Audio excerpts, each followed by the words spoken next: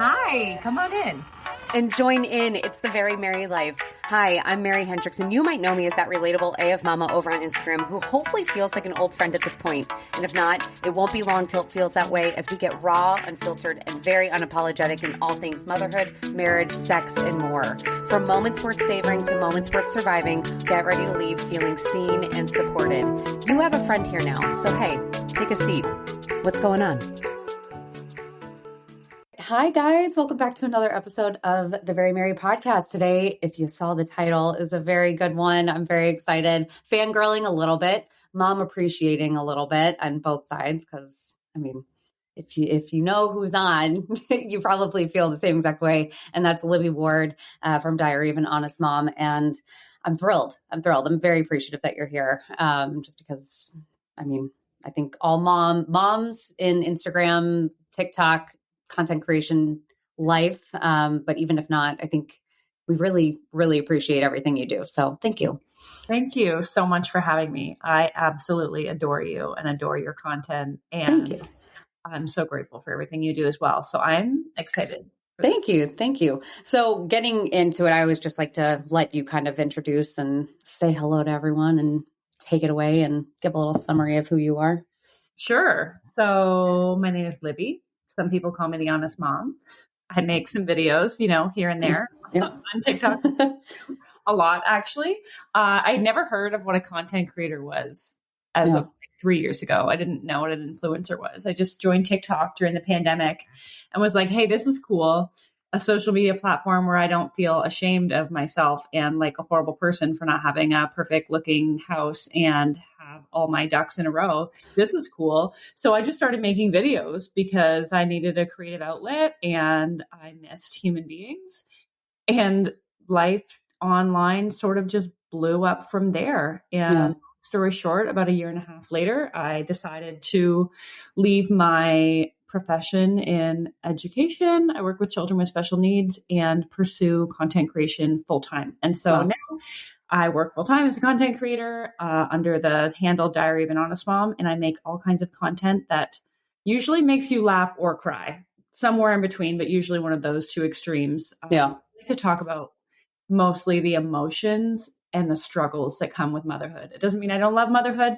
Of course, I absolutely love my kids. I don't think we should have to put a disclaimer every time we complain about motherhood that we love our kids, but we're in a world where we do that. So, well, yeah. And I think that's definitely like a theme that I think a lot of people touch on is the honesty does not equate negativity. And that's something that I always just like to say is like me being honest and open as to what's going on does not mean that I don't like this, that I don't enjoy all of it. And I always like to say, like, you don't have to like every single portion for the end of it to be like, I loved it. Like you can not like it all to still love it all type of thing. And it's still a very new concept for people to grab.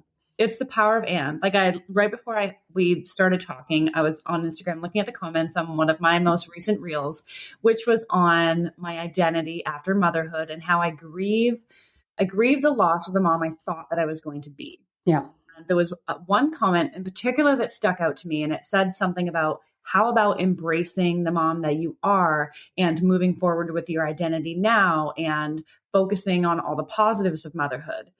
And, I shared it in my stories. Now it's basically talking about how we seem to have lost this ability to have the power of and. Yeah. Where we can grieve what once was or what we never got to experience while also appreciating what we do have or what has come to be. Mm-hmm.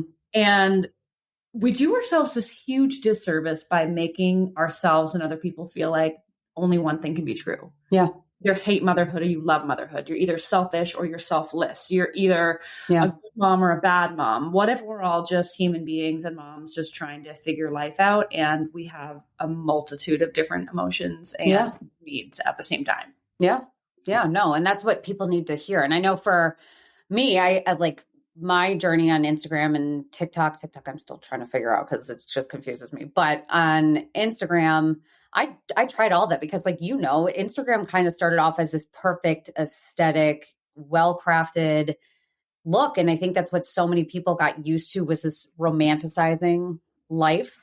And then I think with Reels started off also, then it also kind of took a drastic turn the other way where it was like completely negative, hate everything.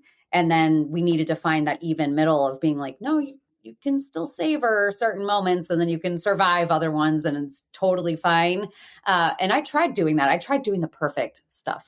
Because that's what was required at the time. And it was exhausting because I was like, I can't keep up. My house is a circus. So I can't do it. Yeah. Yeah. It's exhausting feeling like you need to present an image of what motherhood is or who you are as a person. And I don't know. I think it's interesting looking at social media now and seeing particularly how TikTok has shifted, I think, the social media expectation in general. Yeah. Seeing how different people are creating content and how much of a struggle it is for some to keep up. Like for some who also maybe are used to pushing out aesthetic, almost like dreamlike version of their life. And now they're expected to be relatable when they're not out there to be relatable. And then you have some people who are trying to force being relatable. And it's really like from an outside view, it's really interesting to watch. But like when I see your content, there's not for a moment that I think, oh, she's fabricating anything. I'm like, number one, this woman is hilarious. Two, this is the most relatable video I have ever seen. And I can't even imagine you presenting anything like type of like aesthetic perfection online. I kind of want to scroll. Yeah, you should. It wasn't me. It wasn't me. That was like, when it started to take a turn was when I was pregnant, because I was just like, it was when I was heavily pregnant, when I was just like, I don't care anymore. And I think that's just when I was like, I'm going to make what makes me happy. Yeah. And that's what I always just tell people. I'm like, make the content that is you, like what you want to tell your story. Like a lot of times I try and keep, whether it's goofy or anything like that, I try and keep it as in line with my story as possible. Even if it's, like yours, mine is either going to make you cry or it's going to make you laugh, either in between. When I think of like that relatable term, it's always confusing to me because I'm like, what the heck does that mean? Right. Relatable to you. Yeah. Well, like, and that's what I always say. It was like, so are you trying, I always tell people, I'm like, please don't come and think that I'm like, I want you to feel like a copy of me. Like you're seeing yourself identical. I just hope I feel familiar. Like something's familiar, whether or not we're living a shared experience, but hopefully I feel like, I could live next door to you type of thing. In being able to take mothers' experiences that are relatively common and put it into a video that's less than 15 seconds. Like there is something magical about that. And that's something I've underestimated for a long time. And that I'm like, oh, I'm just saying what everyone experiences. But, to be on the receiving end of like watching someone make something and you're like, oh my goodness, no one's ever talked about this before. Oh my goodness, I didn't realize other people had this experience. It's pretty cool to be able to do that. And the power of connection in social media is absolutely amazing. Amazing. So long thinking that I was the only one that dealt with so many of the things I deal with. Yeah. And all of a sudden, TikTok comes along and Reels come along and I'm like, oh, I'm not that unique. Yeah. Going through so many of the same things. Yeah. Well, and I have to make note to kind of how, you gave me a major boost on TikTok because of that whole thing that went on with the other content creator back over the summer. And I want to touch on that only because that has happened more and more, but I think the way you approached it was fabulous. But I remember when all of it went on, some people just didn't understand it. They're like, who cares? People replicate trends all the time. Like they're doing that stuff. And I was like, but that's not what's happening, because when people put their experience into making content only for it to be taken and replicated, it's copy. It's so weird. It's a brand new thing that I think we're starting to get into. It's like hard to figure out exactly what it is. It's really hard. And also, as a content creator, especially with short form video, there is an art to being able to take like I said, people's experiences and putting them into a short form video that is engaging and interesting and thought provoking and whatever it is. Yeah. And there was the one video that was copied of mine that I had spent so long on that video, just being like, this is like what is going on with motherhood right now. It's about the motherhood contract. And to think of like how long I like toiled over the words that I was going to put in each like screen grab of like the text or whatever. Yeah. Put so much time into it.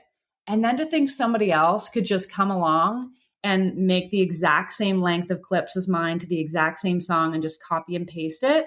It feels like it's like your art. It is art. It's what you've created. It's not just you're using the same song and the same dance and you're putting your own words on it. It's like when someone copies verbatim. And I think especially for me, when I have depth to my work and when it's not just a silly, I don't know, like there's some videos that hurt more when for me, I guess is what I would say. Like I get copied all the time. I just let it roll off my back most of the time, but sometimes it hurts more than other times because well, you put so much into it. Yeah, because you really put a lot of I mean, you really do. Like and that's why I understood it. And I remember my sister even, she messaged me because her friends and everyone saw it. And they were like, she was like, I don't really understand it. And I'm like, and I explained to her, I was like, Catherine, you have to know that this is something that like I scour like audios and I don't just go through and be like, okay, I'm going to do this trend. I'm going to hear an audio and be like, how does this pertain to my life? And what way can I share this in a new, unique approach in something that is like a shareable experience, something that like people can benefit from, hopefully. And I said, it takes a lot of work. And then also it's just like your wording, like you said, like a lot of it is very personal. The way we view things and the way we want to put it out there. It's, it's like writing a book kind of. It's just, I was glad you said something. That's all I have to say. Cause it still happens. It still does. And I think it's just a very weird, it's just space west of an industry, right? Like as an industry, it's so new. And you think of any other form of medium, whether it's TV or movies or books, like you said, and there's laws around what you can copy and what you can say, but the lines are so blurred, especially short form video, that it really does make it difficult. Yeah. So, I mean, I'm glad that's behind me and I'm glad that I was able to give you a boost. Yeah, you did. So thank you. Well, so going into that and then we'll get into like other conversations. So like the negative side of social media, cause I'm sure you see it. How do you balance? Cause I'm sure you get crap too from, just you have 1.1 million followers on TikTok. Yeah. So I'm sure you see the negative side. What do you put in place to like protect your peace with it? I spend a lot less time reading comments than I ever used to. Yeah. I used to spend a lot of time really reading comments, responding to them, really engaging with them. And so I try to stay connected to my community, but I have to put limits on it and I only go so far. And then when I do, if I have a video that goes viral and there's lots of negative comments and they're getting to me, I just have to remind myself that these aren't people necessarily that I'm looking for feedback from. Yeah. When I think about in my personal life, when I'm looking for feedback from someone on what they think of me or what they think I'm doing, I'm going to someone that I trust, that I know, that I respect, all these different things. And so to take to heart words on a screen from, I don't even know who the source is, it doesn't make any sense because, if it was someone in person and I could see who they were, it'd be so easy to be like, well, their opinion, is not one that I take to heart. And so I just remind myself when I'm looking at these comments that I'm like, these aren't people that I'm looking for feedback from. And I think of Brene Brown, who always talks about like the cheap seats, unless you're down there in the ring and you're getting your butt whooped. Yeah. I'm not really looking for your feedback. It's really hard to put yourself out there. And so, it's a struggle though. I mean, the negative feedback and the positive feedback, I now sometimes have more of a negative experience from an influx of positive feedback. Yeah. What I mean from that is that I don't get as much negative feedback as I used to. Like I used to make a lot more funny comedy content or, different content that, when you clip it into 15 seconds, it's easy to take it out of context and people would say mean things. And long story short, I don't get as much negative feedback. But when I get such influx of positive feedback, the pressure I feel to keep it going pressure I feel to still be there for moms, and the pressure I feel to constantly every single day put out something that matters and that means something and that helps someone. The number of people who say, every day I open up Instagram and I look for your posts because they give me so much hope, or I don't know what I would do, without your posts, is so kind and it's so thoughtful. And I appreciate people's encouragement and their gratitude so much. But sometimes that is what makes me panicky of like, oh my goodness, like if I don't show up today, what about her? Like, what about this mom? What about this person? Yeah. And so I really have to just time block and say, no, this is my time for me. And I have to be able to pour into my own cup if I'm going to be able to pour into anybody else's cup. Yeah. It's kind of like my advice for moms, except as a content creator. Yeah, no. Well, and it's an important one because I feel the same exact way. Like sometimes I especially lately, it just, you open up the app and you're like, okay, I got to keep going. I got to keep going. And it's a wheel. It's a vicious wheel sometimes because you're just like, I want to, those messages that you get are just like, it's the best thing ever because you never, that's what I hope for with my page is just someone comes and leaves feeling a little bit better and a little less alone, but it's a lot. It's a lot. And usually, they always say that check on the people in your life that are like the happiest because they're caring. The ones that are the biggest cheerleaders usually are the ones that need the cheerleading also. And yeah, it's a lot. Absolutely. And, it's so easy. I remember not being a content creator for most of my life. And I know my advice would just be, well, take some time off, take a few days off. It's okay. You don't have to be there every day. But at the end of the day, it affects the algorithm.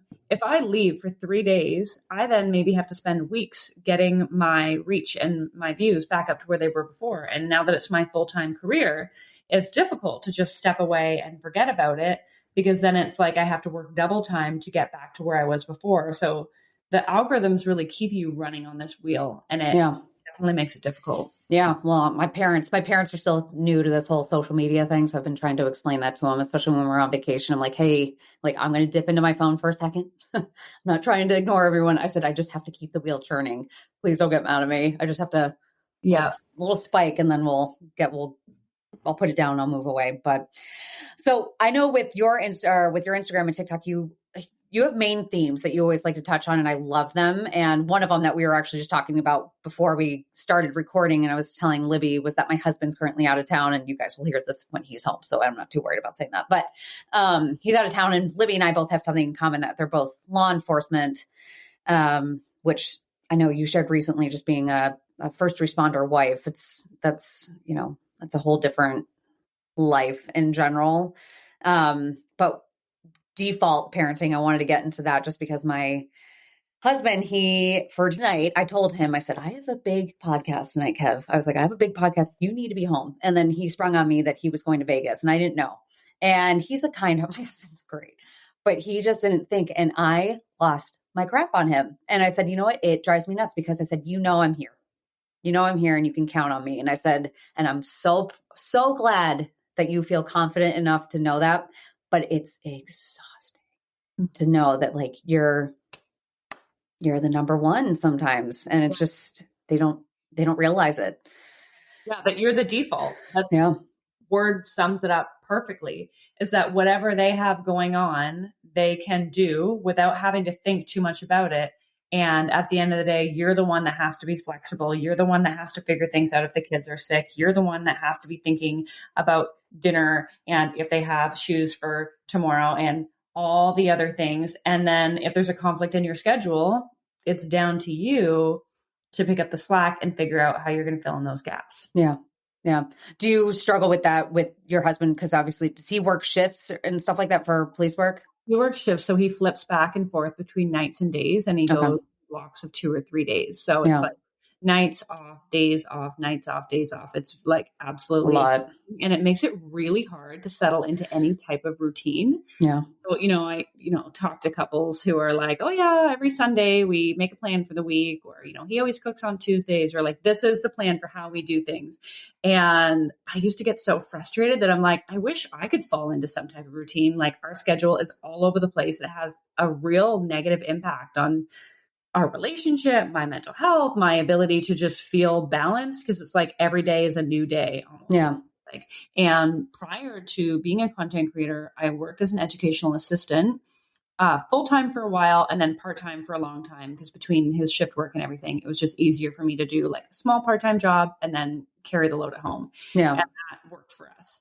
And now that I'm a content creator, it's not even just being a content creator. It's like running a business. Like I'm incorporated now and I have a team and I have to manage different people and meetings and events and public speaking. I have so many, I'm like running a business now. And so my career almost takes up more time than his career does. So rather than him being the primary, not even just the primary income, but like his job being the most important and taking the most time, it's now like, I now have this, but I'm trying to squeeze everything I need to do in and around his life and his schedule and his career and what the kids need and what this person needs. It's not like I can just be like, well, this is my job and this is what I'm doing, and everybody else like, works around me. It's like I'm trying to squeeze my career, my life, my needs into the crevices of our family time. And it's been a journey, especially the last year and a bit, to figure out how we can both do things that we love, and not burn out and not become resentful and not each feel like we're carrying an unequal load. It takes a lot of communication and a lot of effort to navigate and to make work. For sure. Yeah. Well, and that's what we're at right now. Cause this has turned into my, my full time at this point, and it's great. I love it, but it's hard because same thing. I'm home and I'm still home, and I need to start letting the reins go a little bit because I'm a little bit of a control freak, but trying to find babysitting help and things like that and trying to bring in people and stuff like that. It's just been hard, but I feel like it's still, because I'm not in an office, it just isn't taken as serious. And then it falls on you to find the babysitters. And then you feel like, well, I'm saying you, I'm thinking of myself. I feel like even if we have grandparents step in or we have a babysitter, it feels like they're doing me a personal favor. And that's the weird thing with the default parent. It's like, you're both the kids' parents equally. It's both your responsibility equally to raise these kids and whatever it is. And yet if you both have a career, it feels like you're the one that has the luxury of being able to work or have an identity or do something different or whatever. And therefore, when you need a babysitter or when you need help or support, it doesn't feel like, oh, we're bringing these people in to make our family run smoothly. It feels like they're doing you a favor. Yeah. And I have to like fight against these thoughts of being selfish. Like, I have an event coming up that I have to travel for, and it turns out my husband has to work. And so I'm fighting these thoughts of like feeling like people are doing me a favor by watching our kids, or that like I am selfish for wanting to leave or wanting to go. And I'm like, he's been gone half the weekends of our children's lives. And it's not that I'm resentful or angry about it. It's just the truth that he is very often not there, and I'm not resentful about it. It's just a fact. And yet when it's me not being there for 4 days, it feels like this huge thing. And then also something that it's my responsibility to navigate and figure out the childcare for. So it's hard, especially when you build up a pattern of like, this is how you do it, and these are your responsibilities. It's figuring out, okay, now like I do have more of a career. What can you take over? Yeah. Yeah. Well, and that's what we're trying to figure out right now. And I think, just like you just realize how much you carry, like even the emotional, like emotional regulation in your household, like how much that is exhausting. Cause I'm sure you've had it where you wake up and you're just having an off day, and then you realize that everyone else in your house is now having an off day because you are, and you're like, okay, like I'm done with that. I don't feel like feeling like that anymore.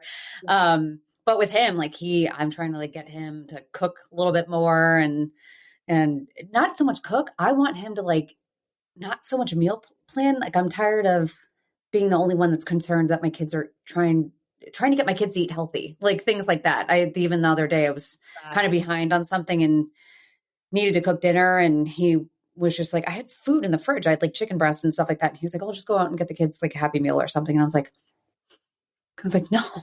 It's like, no. And I was like, what would you do if I dropped down dead right now? He was like, well, I'd figure it out. And I'm like, okay, well, that stresses me out. So it's like, we need to work on this. for me, like I sometimes would get irritated when my husband wanted to take the kids to McDonald's or would want to do something like that when it was his night or when I was busy or whatever.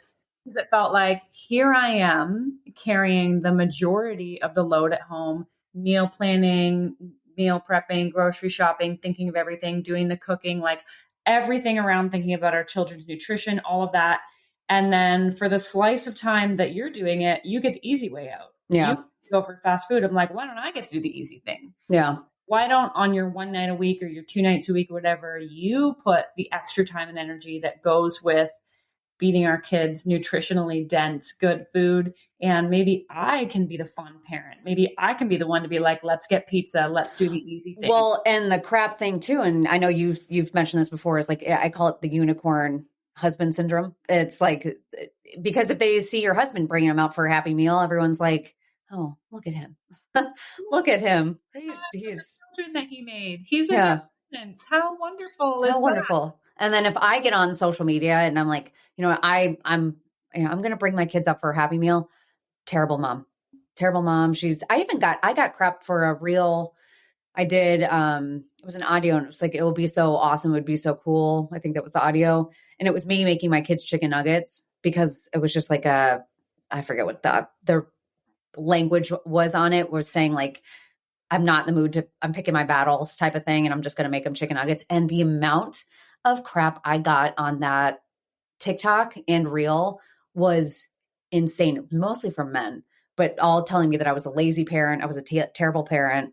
Because they have no idea what it's actually like to maintain a household and feed human beings 7 days a week, 365 days a year. Yeah. Yeah. Like the weight of that is absolutely exhausting. Yeah.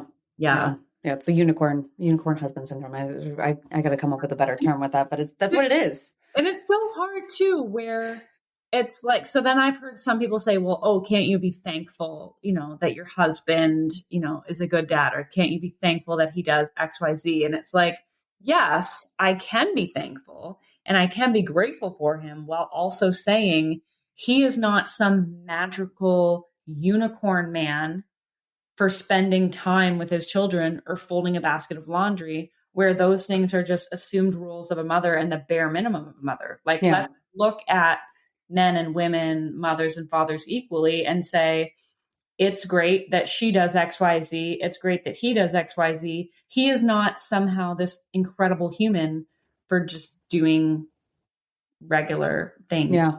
Children. Yeah. Well, and I even recently, I had someone message me and it was on a Q&A and they had said, does your significant other, because I'm technically a stay-at-home mom, but they're like, as a stay-at-home mom, does your partner expect you to take care of all the things, house and kids? Because that's a major point of contention. That's what she said. It's a major point of contention with my spouse and I right now. And she said, we're making the shift. And I was like, the word expect is like a very loaded word for me. I said, the moment someone throws expect into stay-at-home mom anything or mom anything in general, I just kind of go a little off the rails. And I made a video about it. And I know that one got traction. And again, men got very angry about it, saying like, your spouse is out making the paycheck and things like that. And you can't do, so-and-so for them. And I'm like, so is that the value that we're placing? It has to be a monetary, a value that dictates whether or not someone's of worth and what they can and cannot do. Because if that's the case, then that's crap. We'll be back after a quick break. Eye-Opening Moments podcasts are real-life stories of adversity, encounters, and perspectives. They are moments that can lift your spirits, give you some food for thought, or move you. For the introspective mind that likes to reflect, discover, and find solutions or meaning in a complex life, listen to Eye-Opening Moments podcasts.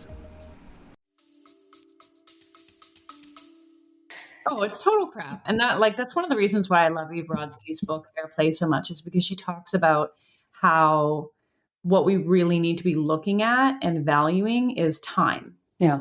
We all have a similar amount of time, and the time we give to our children and to our household and to our partners, that is what matters. And so for me, when I talk to different moms in different scenarios with different partners and work, stay at home, the whole thing, I just kind of say at the end of the day, what if we flipped it from instead of talking about what he does and what she does and how much money they make and how big their list is, why don't we look at where are they both getting opportunities Yeah. to have an identity outside being a parent? Where are they both getting a chance to go to the bathroom alone? Where are they both getting time to be creative or to be social or to have a break? Because regardless of how big each of our lists are or how much money we're both making, if at the end of the day, he goes golfing every Saturday for 3 hours Yeah. and gets, different time at work to socialize and one evening a week and whatever, and you're just expected to never leave the house and never do anything for yourself simply because you're not going to work, it's insane. And Yeah. it also to me feels like just a completely unbalanced relationship where, if he loves her, should he not want her to feel fulfilled and want her to have a chance to take care of herself? Well, that's what I always say, because I can't, my husband's great. And a lot of the times, like with the things he does that I get frustrated on, it's because he just doesn't know. Like he just, I would say, I'm like, when he does certain things, I look at him, I'm like, this is what drives me nuts about your mom. And I'm like, this is why. And he was like, what do you mean? I was like, because she should have told you better. I was like, it's her. But I'm like, they just don't know. And I said, I'm very open and honest, but Kev, my husband, wants me happy. So if he notices that I need to get out and I look at him like, I need out, this is what I need for me. He's like, good, let's go make it happen. And when I hear spouses say, that that's not the case or they don't care, I'm like, don't you love each, like, doesn't he love you? Because that doesn't make sense to me. Right. But And if he's going out to work, even though he's going out to work, he's still getting the drive to work alone, the drive home from work, the lunch hour, all of that kind of stuff. And when you're at home with kids all day long, it is absolutely exhausting. And so, yeah. And I always think of it, I always say it's a partnership. I mean, the reason right now, like I said, my husband's traveling, I'm home and I am taking care of the crap. Like that's why he knows that he can go and do that. And he is doing that. That way, when he can retire from the police department, he has a career and yeah, he's doing these things. And we've come to that conclusion together. We knew we wanted 3 children. We knew that we wanted our life to hopefully look a certain way. And we are working as a team to get it done and hopefully get it done. It's just hard. It's hard finding that balance, but it's not like a expectation type of thing. And that's no, and it's not a one time and done thing either. It's like constantly having to adapt when new jobs come along, when new kids come along, when kids' needs change, when there's so many different parts of our life where we need to revisit the conversation and say, hey, how can we talk about how to share the load more fairly? What can you increase your standards on a little bit? What can I decrease my standards on a little bit? It's not a matter of just having one conversation and then spending your entire life and marriage living that way. So it's a lot of communication for my husband and I, especially this last year. It's been tough trying to balance both.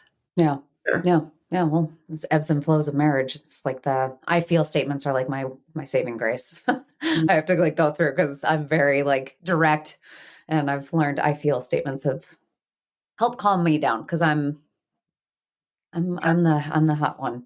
My husband's the saint. Thank God he puts up with me. But in going with that, with just finding joy outside of, especially for moms, of finding the joy and stuff like that. I know another aspect, like you just said, was not being the mom that you envisioned yourself to be. And I always say that's one of you lose yourself in motherhood a little bit. I know I did. I think especially I'm a year postpartum, so I'm just getting out of that 3rd postpartum phase, and you definitely get your world rocked when you're in the little kid phase, and finding yourself outside of that is a big deal. But, there's that portion of kind of losing yourself because you're just swallowed. But then also the mother that you thought you are is because, you and everyone knows, you step into motherhood and you have no clue what's going to come out.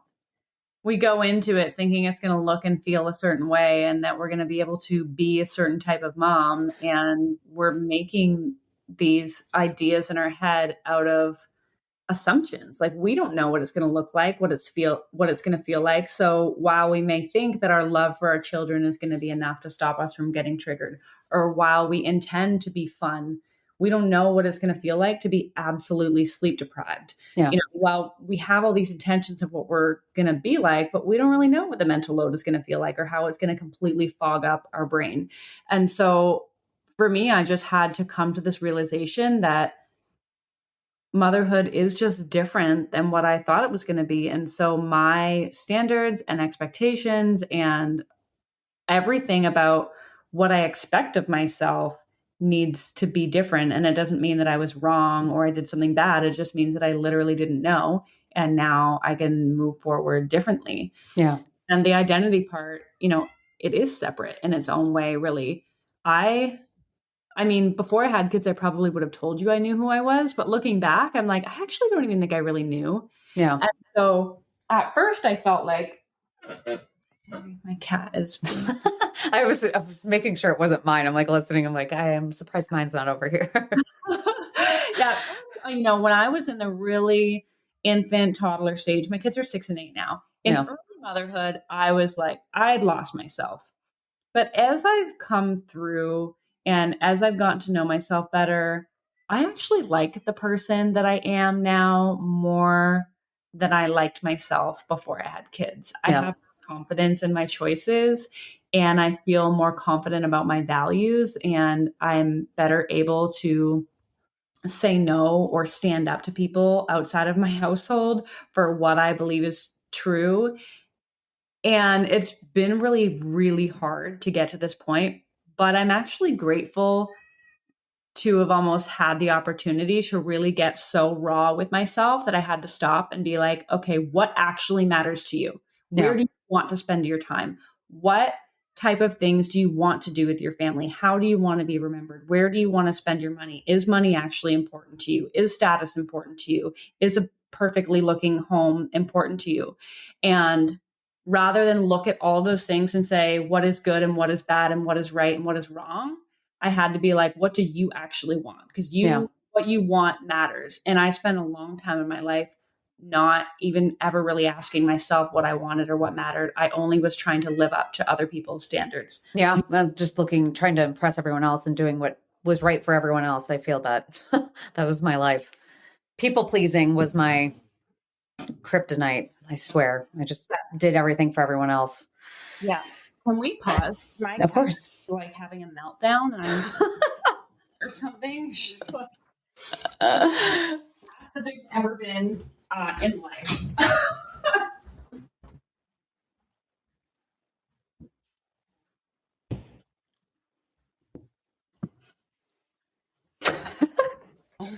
Like that's never happened before. It's just like going nuts. Again, I'm surprised mine's not out here. He's like crazy and he's nuts, but that's all right. Well, okay. So with that, won't keep you long, but what's your hope with Diary of an Honest Mom? Like, what's your motivation? Like when the days get hard where you're like, okay, like the hard days, what keeps you going and wanting to keep it growing? At the end of the day, I want to empower women and empower moms to realize that they matter and to prioritize their own well-being and see for themselves what a domino effect that has on their kids and their partnerships and their entire lives. Yeah. I have this big goal of just changing the narrative of what motherhood is and what it's defined as. Yeah. I would love as a society for us to move away from this notion that mothers need to lose themselves in order to be good moms, or moms need to be selfless or need to just put everybody else before them. Yeah. Really moms need to be martyrs. That's what I used to think. Yeah, absolutely. And I would just love it if the narrative would change from that to mothers are equally as important and needed and valuable and worthy of wholeness as every other person in society. Yeah. Yeah. Yeah. Cause it's almost seen as a weakness. Like that's the thing. It's like whenever we come out as anything, like a true, like what we're actually feeling, people look at us like we're weak or like we're failing in some way. And I'm like, that's not true. I don't know why we had children. Moms are seen as jokes. Yeah. It's like you are expected to carry the weight of your entire family and raise decent human beings. And goodness forbid something goes wrong and they end up making a mistake and they're older, we're going to blame you. So we're going to make sure that you know that this is all your responsibility and you have to carry everything. And yet, when you feel broken or when you feel weak or when you need support, we're going to mock you and we're going to shame you and we're going to make you feel bad for being tired, even though we have put the weight of raising these children and all the unrealistic expectations of motherhood on your shoulders. Yeah.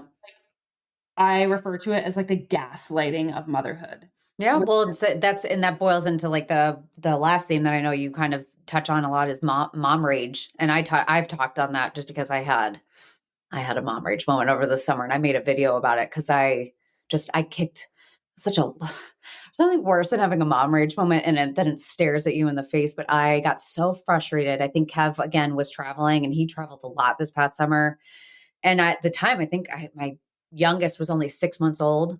And I was really in the height of like postpartum anxiety. And I kicked one of my kids' toys and I kicked it in the wrong direction and it shattered the window right in front of it, right behind it. And now I had to deal with a shattered window for 8 weeks because of supply chain issues. So I had to like go out and, button up the whole window and cover it. And I had to stare at that sucker for 8 weeks and really get reminded of like a low point, but also not a low, like it was a low point, but it made sense. Like it just made sense about it. And I shared about it because I was like, you know what? It's just one of those things. And I remember when it happened, I put up a picture of it and I didn't say anything. I was like, well, this happened. And then I waited a little bit because I didn't want to get on and kind of on Instagram make like, well, this happened, like, oops, mom moment. I was like, I felt like crap. I felt like, major crap because the guilt that hits you afterwards of being like, oh God, my children are now going to have this in their memory and they're going to remember this fun moment and probably be traumatized for the rest of life and everything. But I shared about it later and the amount of women that came out saying like, thank you about this. Cause I've, there's a lot of women sent me like holes in their wall,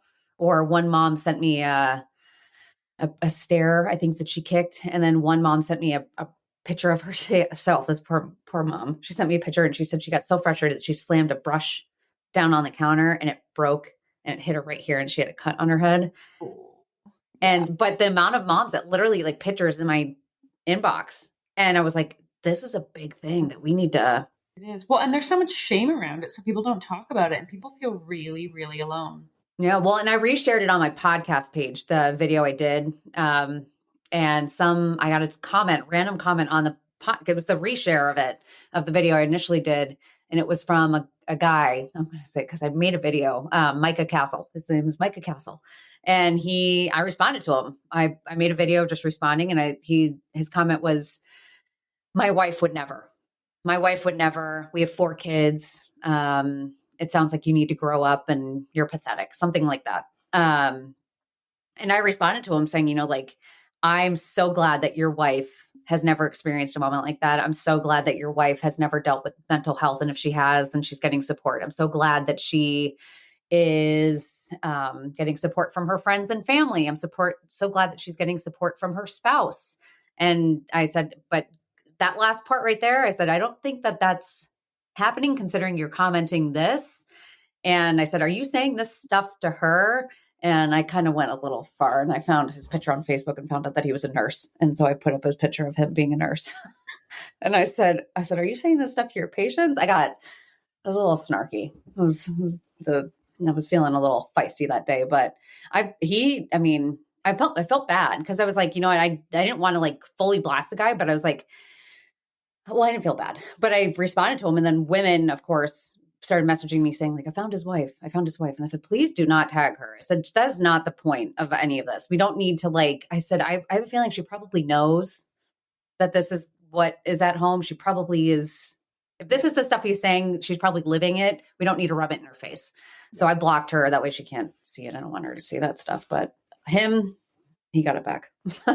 Sometimes it's necessary. Honestly, some of my most viral videos have been responding to people's comments. And I realize sometimes I do it just to give a voice to women who are voiceless. Yeah. Sometimes it's defending myself, but sometimes I just think, how dare you? And I know that there's so many women who are living this reality and nobody speaks up for them and no one tells their side and nobody shares like the complexity of the experience and nobody defends them. And I'm just like, no, like you can't get away with saying stuff like that. No, well, especially, and that was the thing. And I did it because I could have easily just said like, F you. Like I could have done any of that easy stuff of just being frustrated, but I didn't. And I really crafted it in a way that, when I'm going to go back at someone, I'm going to make sure that it's very well crafted. And it's going to be like, I went in and found like research. I'm going to always go in with stuff like that. But yeah. It's hard. So, well, thank you for being on. I appreciate it. This is a great conversation. Thanks for having me. Of course. Yeah, really good. Because I think that's what moms need. It's fascinating heartbreaking seeing how alone motherhood is. And it's frustrating that the word isolating is associated with it, but it is, unfortunately. Yeah. And I think COVID definitely heightened it. But I think it's just, I don't know what has made it worse. Something is. I don't know if it's social media. I don't know if it's COVID. I don't know. Our podcast. It's a lot of things. Yeah. It's a lot of things. It's made it really isolating. And it is heartbreaking for sure. Yeah. So, well, thank you. Thank you. So for everyone listening, I'm going to link all of Libby's information in the show notes. You, of course, can find her over at Diary of an Honest Mom. I would highly recommend if you're not following her already. I don't know how you wouldn't be, but you should be, especially on TikTok and especially on Instagram. And yeah. Thank you so much for having me. Have a good one. Another episode down and way more to go. But thank you so much for listening. If you enjoyed this episode and you would like to help support this podcast, I would love for you to subscribe. I'd love for you to share it with others and post about it on your own social media or leave a rating and review. I cannot tell you how helpful and how appreciated those things are for me. Of course, to catch all the latest from me, you can follow me over on Instagram at The Very Merry Life, over on TikTok, The Very Merry Life. And even if you wanted to check out my monthly newsletter, you can do so by subscribing over at theverymerrylife.com. I'll see you next week. Stay tuned for more honest, raw, real chit chat. I have some amazing moms lined up coming on and shit's going to get fun. So buckle up, Buttercup. It's going to be good.